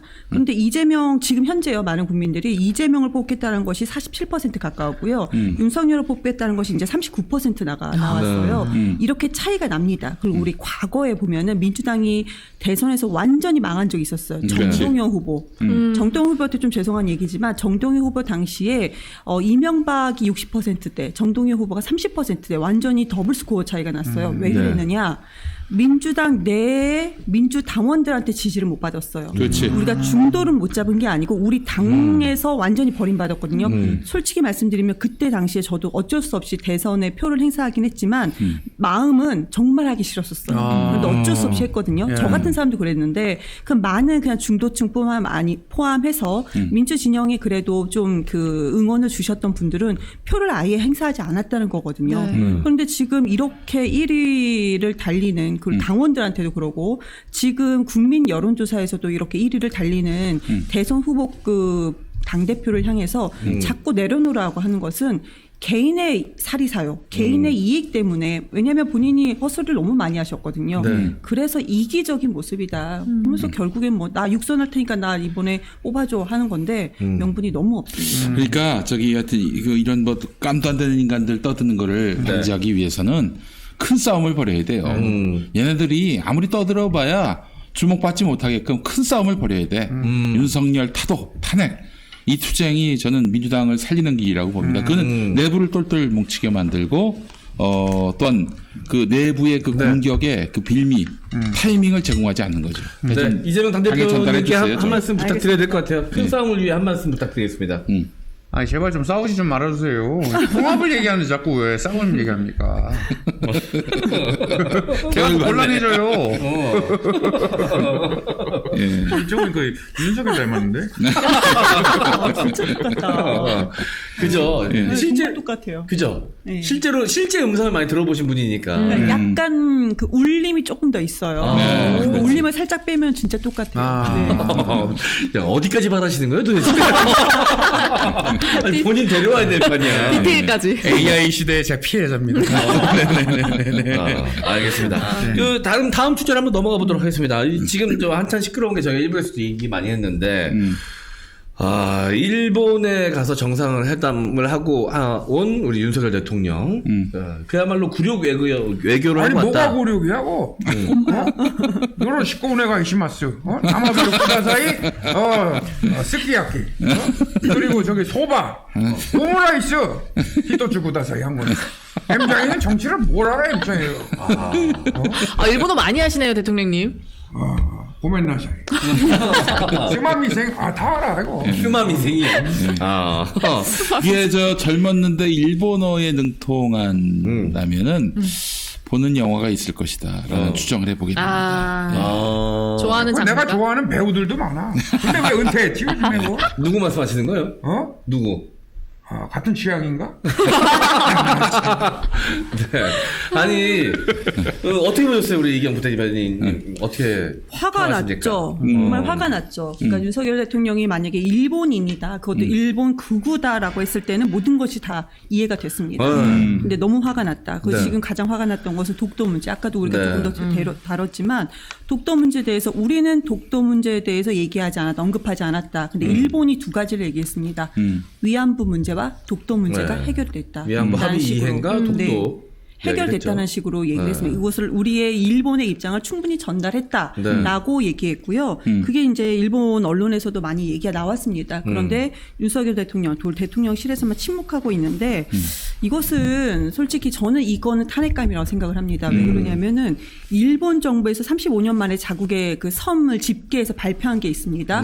거기에 독도를 본인들의 땅이라고 기재가 돼 있었어요. 윤석열 대통령 침묵했습니다. 그리고 두 번째로도 이건 말고도 적기지 공격 능력 보유라고 해서 국가안보 전략에 대해서 발표한 바가 있었는데 그때 우리 기자들이 물어봤을 때 윤석열 대통령이 그때 이해한다라고 했습니다. 이해한다. 근데 우리 헌법에는요, 대한민국 영토 수호 책무를 가진 사람이 국가 원수 대통령입니다. 그러니까 우리가 탄핵을 한다는 것은 헌법을 위배했을 때 탄핵할 수 있습니다. 이 대한민국 영토 수호를 책무를 가진 사람이 이행하지 못하고 그리고 일본이 독도를 러시아를 견제할 수 있는 전쟁기지로 지금 활용하려고 하는데 이것을 본인이 이해한다라는 꼴이 되는 것입니다. 이건 정말로 탄핵감입니다. 네. 그 안에 그 내용 안에 그 국가안보 그 계획 안에 일본의 국가안보 계획 안에 독도 이야기가 있었다는 거를 몰랐다도 문제고 알았다면 이건 더 큰 문제인 거죠. 그렇지. 가만히 있었기 때문에. 몰랐을 리가 있을까요? 그거 미리 서로 주고받고 하는 건데. 그러니까 본인이 지금 항상 우리 그 누구죠? 정순신 네. 아들 학폭에 대해서도 네. 본인들이 그러니까 검사들이 추천하고 다 인사 검증 다 하고 네. 근데 대통령 그때 뭐라고 했습니까? 아니 어찌 이런 일이 네. 그냥 무지를 선택하는 거예요. 네. 근데 저는 이번 건에서도 저는 무지를 선택했다고 생각합니다. 네. 우리 그 전에도 5세 입학하는 거 있었잖아요. 그렇지, 초등학교 그렇지. 입학. 교육부. 이거 난리가 났었죠. 본인이 얘기했습니다. 교육부 탓했잖아요. 네, 교육부 탓했잖아요. 그러니까 항상 이런 식입니다. 분명히 먼저 알았을 것이다 생각을 합니다. 네. 알겠습니다. 우리 그 이상민 크리에이터는 예. 이번에 다른 사람 가면 쓰지 말고 예. 본인의 의견 한번 얘기해 볼 수 있을까요? 어떤 국민의 한 사람으로서 어떤 느낌이 있을 거 아닙니까? 굉장히 좀 수치스럽죠. 어. 예, 이런 부분에 대해서 좀 대통령이 이런 식으로 뭘 눈치를 보는 건지 모르겠지만 네. 어떻게 이럴 수가 있습니까? 아 근데 가면 안 쓰니까 좀 텐션이 많이 떨어지네요. 지금 필요한 사람 아무나 하나 써. 성렬아. 머리가 안 되면 독도를 가라 임마. 아, 이 새끼 저 헬기 타고 가겠습니다. 저는. 이거 설명을 앞에 해주고 해야 돼요. 스카이다이빙하는 이명박입니다. 네, 다시 한번 보여주세요. 스카이다이빙하는 이명박. 헬리콥터에서 뛰어내리는 헬기가 와야 겁니다. 돼요. 뛰어내렸어요. 네. 헬기 타고 속도로 가다가 헬리콥터는 그냥 하늘에 있고 낙하의 방식을 택했군요. 네. 이명박이 뭐 닥시 뭐 여러 가지 정치적 이유가 있긴 했지만 우리나라 대통령 최초로 독도에 간 대통령이 합니다. 이거에 대해서는 이 사실만 갖고는 좀 인정해줘야죠. 아니 사실. 이게 국민들의 정서를 알고 지금 내가 너무 친일 행보를 했나 보다. 다시 인기를 회복하기 위해서는 내가 지금 대통령 최초로 독도 방문을 해서라도 극약 처방을 써서라도 국민의 평균 민심에 부합하게 해야 되겠다. 이게 정무 감각 아닙니까? 이제 이 윤석열이는 그런 게 전혀 없어요. 1% 지지율이 뭐 10% 1%가 돼도 나는 내 길 간다. 이거 아닙니까? 네. 지금 도대체 이게 어느 나라 대통령이에요, 이게? 네. 아니, 그 고양이 뉴스의 원PD님이 원재윤 PD님이 기가 막힌 말을 만들어내셨더라고요. 근데 이게 과연 씁쓸한 웃음이 나오는데, 섬상납이라고. 섬상납. 너무 슬프네요. 아, 오프다. 오프의 이야기잖아. 섬상납이라고 명명을 했는데. 이준석 대표의 그 성상납 의혹에 그 빗대서 섬상납 독도 얘기했어 안 했어 그걸 얘기하고 있는 거 아니에요? 섬상납이라는 표현을 썼는데 기가 막히건 찰떡 표현이긴 한데 이게 뒤끝이 씁쓸하잖아요. 그러니까 우리나라 대통령이 우리나라를 섬상납하고 있다. 아니 그 자리에서 박차하고 못 나왔으면 그러면 뒤에 후속 조치라도 제대로 해야지. 뭐 기분 좋다고 가서 소맥을 먹고 앉아 있으니까. 막 풀어 헤치고 나왔다면서요. 네. 아유. 일본에 방문한 것 자체가 진전이라고 하지 않습니까? 아니 진전이 되려면 실질적인 실익이 과연 무엇이 있는가를 우리 국민들한테 보여줘야 되는데 오므라이스에서 하나라도 있습니까 실익? 우리나라에? 없지요. 하나도 없습니다. 단 한 개도 찾아볼 수 없죠. 없어요. 뭐 지소미아 얘기요? 뭐 다 해결되는데. 지소미아도 사실 우리가 손해예요. 우리가 더 많은 정보를 갖고 있잖아요. 사실. 그러니까 일본이 가지고 있는 정보는 그것이 이제 낙하 지점에 대한 정보입니다. 그게 우리나라한테 지금 긴급하지가 않아요. 긴급하게 발사한 정보는 우리나라가 확실히 훨씬 더 빠르고 오차도 그러니까 우리는 그게 오차 범위 내에 있는 거예요. 그런데 일본에서 발표한 거는 항상 오류가 항상 많거든요. 근데 우리가 왜 그럽니까? 그리고 소부장 같은 경우도 오히려 소부장 수출 규제를 일본이 수출 규제를 했습니다. 그러니까 일본의 기업들이 우리 기업이 한국에 수출을 해야 되는데 우리나라가 일본 입장에서 우리나라가 이걸 막아서 일본의 기업들을 어떻게 하냐면은 지금 대한민국에 공장을 짓거나 중국을 우회해서 우리나라에 수출을 하고 있습니다. 그러고 있어요. 그러니까 그 기업들이 일본을 상대로 우리나라가 이것을 수출을 규제하니까 내가 지금 힘들다. 일본 기업이 힘들다. 이렇게 외치고 있는 상황인데 일본의 기업을 위해서 풀어줬습니다. 근데 왜 윤석열 대통령이 이걸 고맙다고 하죠? 이걸 왜 본인들이 이걸 성과라고 얘기하는지 저는 이해할 수가 없습니다. 제3자 배상 관련해서 구상권도 사실 계속해서 그 구상권 가지고 협상의 카드를 이용을 해야지. 어떻게 단정적으로 그 해주세요. 그 어떻게 얘기했는지. 구상권 청구 안 하겠다고 했잖아요. 그거 좀 해주세요. 아니 너는 뭔데 날 시키고 싶어? 멘트라도 좀 알려주고 해가지고. 내가 있었잖아. 구상권 청구 안 하겠다고 얘기한 거. 청구 안 한다니까요. 아이, 우리 시다요 머리. 한잔 하자고. 샤케보다 사이. 오므라이스가 나오는 순간 내가 박차고 일어날 수가 없어. 오므라이스가 나왔잖아 음식이. 먹어야지. 내가 기시다 해야 되겠네. 그 구상권화 시행됐을까? 먹고 얘기합시다. 시간인데. 아니 어떻게 자기가 그 구상권도 사실 포기했어요. 구상권 청구하겠다는 것도 사실 국민적 합의가 안 됐고 말도 안 되는 이야기여서 국민적 공분이 큰데 그걸 또 대놓고 청구 안 하겠다고 대통령이 직접 자기 입으로 얘기한다는 것 자체가 말이 안 되잖아요. 대통령이 그렇게 말을 한 것 자체도 이해 안 되지만 이게 법적으로도 효력이 있는 건 아니에요. 그러니까 배상한 기업이 나중에 구상권을 청구할 수 있는 건데 이게 이제 민사법적으로도 시효가 10년입니다. 그러니까 윤석열 정권은 이제 길게 남아야 지금 4년이 남았습니다. 대통령이 그 전에 한 얘기로 따진다면 겨우 5년짜리 정권이 겁 없이 이렇게 막 하는 거거든요. 겁 없이. 그럼 나머지는 우리나라 법 안에서 우리가 구상권을 청구할 수 있는데 이거에 대해서 본인이 왜 말가할바한지 모르겠다. 두 번째로는 이게 저는 그것도 얘기하고 싶어요. 일본 유학생 기금 그거 얘기한 거 좋습니다. 그 발전적으로 되게 좋다. 그래 최소한 저는 이해할 수 없지만 그래도 여기에 동의한다는 사람들이 있다면 그럼 최소한 그건 있어야 되지 않아요?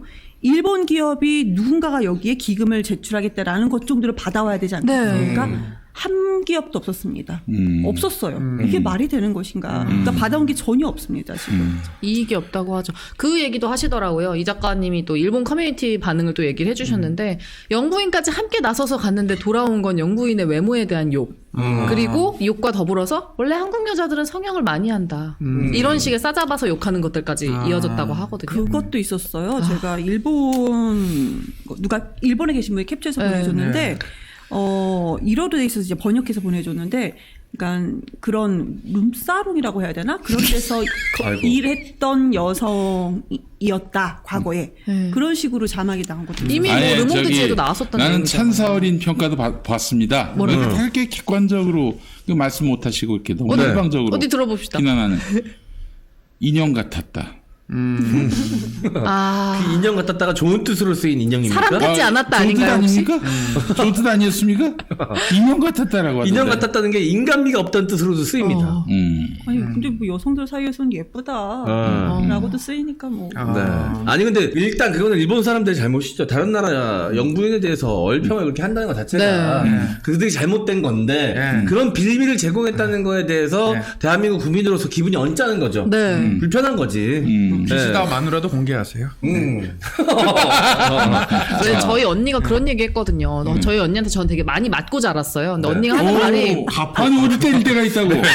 왜 자매는 많이 싸우니까. 근데 언니가 하는 말이 밖에 나가서 어디 맞고 들어오면 가만 안 둔다고. 너 때려도 내가 때려 이랬단 말이에요. 그런 느낌이에요. 대통령 영부인 뭐라고 할 수 있어요. 근데 우리 대통령 우리 영부인이면 내가 지적할 수 있으면 밖에 나가서 그렇게 욕먹고 들어오면 솔직히 자존심 상하고 짜증 나거든요. 국민으로서. 이런 그런 상황이었습니다. 그러니까 그런 비행기에서 내릴 때 얼굴이 너무 부어 있으셔가지고 그것 때문에 이제 얘기가 나온 거예요. 라면을 먹었나? 왜 부어 있어?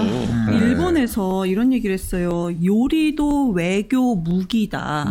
그래서 우리나라에서 그때 트럼프 왔을 때 독도새우 내놨을 때 일본이 공식적으로 일본 외무성이 공식적으로 이거에 대해서 항의를 했습니다. 근데 이번에 우리가 굳이 돈가스를 먹으러 돈가스 집에 갔잖아요. 오므라이스를 먹으러 돈가스 집에 갔는데 그 돈가스 집이 그러니까 지금부터 100년 전 1923년도에 23년도죠. 128년 전. 1923년도 광동 대지진 때 그때 독일 자료로는 우리나라 대한민국 그 이제 조선인이 그때 당시 2만 명이 학살을 당했고 우리나라 공식 기록으로는 6,601명이 학살당한 장소입니다. 당한 장소에서 그게 이제 광동 대지진 때 100년 전이죠. 광도 대지진. 그러니까 광동 대지진 당시에 우리나라 말로는 이제 광토가 아니고 광동이라고 하는데 그때 당시에 억울하게 이것을 일본 여론이 너무 좋지 않으니까 그때 조선인에게 억울하게 누명을 씌워서 학살을 그렇지. 했어요. 그러니까 이슈를 전환한 거예요. 그래서 그냥 무고한 우리 조선인, 우리나라 대한민국 국민이 그렇게 다 학살을 당했던 그 장소와 불과 20분 거리밖에 떨어지지 않았습니다. 게다가 올해가 딱 100년째 되는 그렇죠. 해거든요. 100년째 됐어요. 근데 제가 모 방송에서도 이런 얘기를 했는데 그때 일본인 목격자가 글을 올린 책이 남아 있어요. 목격자 그대로 한 거죠. 그러니까 죽창으로 꽂힌 채 있었는데 이 임산부였었어. 아유, 임산부였다. 세상에. 이거를 눈 뜨고는 너무 참아 볼 수 없었다. 이런 내용이 글로 새겨져 있습니다. 그런 장소에서 불과 20분 거리밖에 떨어지지 않는 곳에서 아유. 굳이 꾸역꾸역 2차 소맥을 말아 드시면서 거기 오므라이스를 먹었습니다. 이거는 일본이 말한 대로 지금 요리도 외교 무기라고 일본은 정말 꼼꼼하게 하는데요. 네. 이것도 모르고 가갖고 그 먹었던 거예요. 저는 진짜 몰랐는지도 의심스러워요. 솔직히 말하면. 일본 TBS 그리고 지지통신에 의하면은 윤석열 대통령이 오므라이스를 좋아하는데 그 집에 한번 가봤다고 합니다. 예전에 가본 집이라고 합니다. 네. 그래서 좋아한다고 한 일본 측에서 화답으로 그 집을 선택한 것으로. 근데 그게 사실 그렇게 정상들의 동선에 대해서 공개하는 게 굉장히 이례적인 일이거든요. 근데 일본에서 그 일정을 한 이틀 전에 공개를 했단 말이죠. 네. 이게 그냥 공개했을 리가 없어요. 분명 꼼수가 있을 텐데 이런 거에 대해서 딱 말씀드리기 좋은 예가 한 번 있습니다. 그러니까 문재인 대통령이 취임 1주년 됐을 때 일본을 방문을 했어요. 그래서 정상회담을 했는데 정상회담이 끝나고 일본 측에서 미리 약속이 안 돼 있었던 선물을 하나 가져옵니다. 딸기 케이크였어요. 근데 굉장히 딸기 케이크가 그냥 누구 생일 케이크로 했다 그래도 좀 허접해 보일 정도로 되게 허술하게 만들어졌어요. 네. 그러니까 딸기만 몇 개 꽂혀져 있어, 동그랗게. 그냥 생크림 케이크 위에. 근데 원래 일본의 그 과일 생크림 케이크 굉장히 화려한 걸로 유명하거든요. 근데 굉장히 허접한 케이크 하나 올라옵니다. 문재인 대통령이 근데 그걸 받자마자 자기는 단 거 안 먹는다고 우선 그거 입도 안 대셨어요. 근데 그러고 나서 이제 그거 갖고 이야기가 좀 많이 나왔는데, 물론 지지자분들은 되게 잘한 일이다라고 얘기가 나왔는데, 결론적으로 안 드신 게 굉장히 잘 된 게, 그 딸기 케이크를 왜 줬냐면, 그 전에 평창 동계올림픽이 있었는데 일본 여자 컬링팀이 올림픽이 끝나고 일본으로 돌아가서 인터뷰를 하면서 한국 딸기가 너무 맛있었다라는 인터뷰를 해요. 그러니까 일본의 농림수산부 장관이 나와가지고 화들짝 놀래가지고 이 한국 딸기보다 일본 딸기가 훨씬 맛있다. 한국 딸기 일본에서 씨 가져가가지고 만든 거다. 일본 딸기가 원조다. 막 이렇게 얘기해가지고 인터넷상에서 그 여론이 난리가 났던 적이 한 번 있었어요. 이용당할 수 있었구나. 네, 그래가지고 그 일본 여론이 한번 뒤집힌 적이 있었어. 그래서 일본 딸기가 훨씬 좋다. 한국은 왜 그러냐면 한국하고 일본이 딸기 수출 경쟁국입니다. 그래서 대한민국 대통령이 일본 딸기 먹는 모습 연출시키려고 일부러 그 케이크를 준비해서 세팅한 거였어요. 말도 없이. 진짜 치밀한데. 게다가 이제 그걸 동그랗게 해가지고 일장기 모양으로 흰색 생크림 케이크 위에다가 세팅한 거였거든요. 와. 근데 문재인 대통령이 그걸 아셨는지 모르셨는지 모르겠지만 단 거 안 먹는다고 안 먹었거든. 근데 그때 당시 보수 언론에서 조선일보에서 그거 갔는데 손님한테 대접한 거 먹지 어떻게 손도 안 댈 수가 있냐고 엄청나게 지적질을 했었거든요. 새끼들은 도대체 어느 나라 언론입니까 이게? 네. 나 같으면은 먹습니다. 다만 아주 큰 촛불 있잖아. 이거만한 촛불을 그냥 콱 꽂아가지고 유엔 양초를. 그렇지. 그래서 뭐 취임 1주년 축하드립니다. 뭐 그 네임 카드가 이렇게 있긴 있었는데 한번 찾아보세요. 굉장히 허접합니다. 그게 또 그전 사례도 또 있거든요. 탁현민 전 비서관님이 얘기를 하신 건데 일본이 상징 싸움에 엄청 능숙하다고 얘기를 하시면서 일본이 쓰자고 한 노래도 알고 봤더니 기미가요풍 노래였고, 그러니까 의도적으로 매기고자 하는 게 좀 있다. 이렇게 표현을 하셨거든요. 저는 여기에 더해서 일본이 왜 3월 16일 날 오라고 했었느냐. 일본은 상징성을 되게 그런 엄청 따지는 국가니까 2005년 3월 16일 같은 3월 16일입니다. 일본 시네마현 의회에서 다케시마의 날을 가결한 날이 3월 16일이에요. 그렇군요. 너무 끔찍하지 않습니까? 일본은 이거 하나하나 기록을 다 남길 겁니다, 지금. 근데 거기에 윤석열 대통령이 오므라이스 먹으면서 소맥 말아 드시면서 아주 좋아라 했던 거, 놀아난 거죠. 아이고, 참 이런 등신 같은 인간 때문에 아주 나라가 엉망진창입니다 진짜. 그 얘기하면 안 됩니까? 아니 구체적으로 주어가 없었으니까요. 예. 방송에서 막 주어? 등신 이래도 나경원이에요? 뭐예요? 아니 왜냐면 우리는 괜찮지만 이전 부대변인은 또 나중에 당황하셨어요. 어떤 일 하실지 모르잖아요. 이 자료화면이 어떻게 쓰일지 몰라요. 갑자기 귀 뒤에서 등신. 괜찮아요. 놀라시는 대상이 같이 담겨 있으니까. 알겠습니다. 아니 진짜 이게 완전히 몰지각한 것이 아닐까 하는 생각이 드는데, 야 상징 싸움에 능한 일본한테 잘 걸러내야 되겠네요. 그렇다면은 아마 우리나라 관료들 정도면은 충분히 걸을 수 있었을 텐데 이게 뭐 하나도 필터링 없이 그냥 그대로 윤석열이가 오케이 하자는 대로 일본이 하자는 대로 다 했다는 거면은 이거는 뭐. 이게 뭐, 누구도 지금 윤석열에게 이 정무적인 조언을 하는 사람이 없구나라는 생각이 들어요. 그러니까요. 지금, 주변에 본인도 너무 무능력하지만 주변에도 이제 무능력자들만 잔뜩 배치가 되어 있는 거 아닌가. 주변에서 필터링을 좀 해줘야 되거든요. 아는 맛이 제일 무섭다라는 말이 있습니다. 그 말을 일본 측이 잘 이용한 것으로 보입니다. 지금 혹시 성대모사 한 거예요? 잠깐 본인 얘기예요? 제 얘기, 내 얘기 말하라고요. 내 얘기를 하면 텐션이 아니 본인 얘기인데 성대모사가 들어있어요. 아니요. 야구 사람이 왔다 갔다. 그럼 여기 야구 방망이 없죠? 잘못하고 맞을까봐 또 겁나네. 네, 그렇습니다. 방금 누구였지? 요즘 그래서 그 한참 핫하다가 사그라 들어가는 황교안 씨 한번 모셔봐야 될 것 같아요. 안녕하십니까, 황교안입니다. 이준석은 제거해야 합니다. 고맙습니다. 일본에 가서 구력 외교한 대통령 어떻게 됩니까? 고력이라고 볼 수가 없죠. 부정 외교입니다. 부정 외교입니다. 고맙습니다. 어떻게 해야 될까요? 사퇴해야 되는 거 아닙니까? 그거는 제가 김기현 대표하고 논의해 보겠습니다. 또 꼬랑지 내리네. 색소폰을 불겠습니다. 고맙습니다. 자, 안철수 의원 이야기도 듣고 마무리하겠습니다. 장원 씨, 제 내상이 심해서 말할 만한 형편이 아니에요. 설마 혹시 또 술 드셨습니까? 들켰네, 씨발. 몇 살이야? 정말 어이가 없다. 너 아무 말도 하지 마라, 임마. 네, 만취하신 안철수 대표님의 발언을 끝으로 오늘 방송 마무리하도록 하겠습니다. 오늘 대표님 수고하셨고요. 개인이 형 그리워. 들어가세요. 아유 큰일 났네. 마무리 될까요? 네. 여기서 인사드리겠습니다. 죄송합니다. 내일 만나요. 안녕.